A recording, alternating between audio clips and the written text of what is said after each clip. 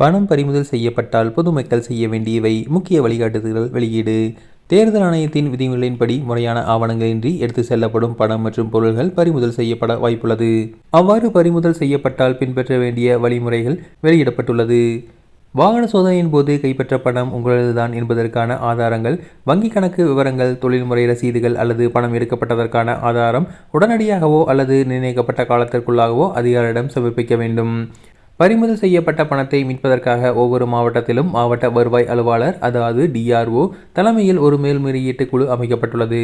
பறிமுதல் செய்யப்பட்ட 24 மணி நேரத்திற்குள் அதனான ஆவணங்களுடன் இந்த குழுவை அணுகலாம். ஆவணங்கள் சரியாக இருக்கும் பட்சத்தில் எவ்வித தாமதமின்றி பணம் உடனடியாக விடுவிக்கப்படும். சமீபத்தில் வணிகர் சங்கங்களின் கூட்டமைப்பினர் தலைமை தேர்தல் அதிகாரியை சந்தித்து கோரிக்கை விடுத்தனர். அதன் அடிப்படையில் வணிகர்கள் தங்கள் தொழில் நிமித்தமாக 5 லட்சம் வரை ரொக்கமாகவோ அல்லது பொருள்களாகவோ கொண்டு செல்லும் போது முறையான ஆவணங்களை வைத்திருக்க வேண்டும். தேவையில்லாமல் வணிகர்களை அலக்களிக்கக்கூடாது என்றும் ஒரே இடத்தில் ஆவணங்களை சரிபார்த்து பணத்தை ஒப்படைக்க வழிவகை செய்ய வேண்டும் என கோரிக்கை விடுக்கப்பட்டுள்ளது. கவனத்தில் கொள்ள வேண்டிய விதிகள் என்னவென்றால், உரிய ஆவணங்களின்றி 50,000க்கும் மேல் ரொக்கம் கொண்டு செல்வது தவிர்க்கப்பட வேண்டும். வாக்காளர்களுக்கு விநியோகிக்க கொண்டு செல்லப்படுவதற்காக சந்தேகப்படும் 10,000க்கும் அதிகமான மதிப்புள்ள பொருள்களை பறிமுதல் செய்யப்படும்.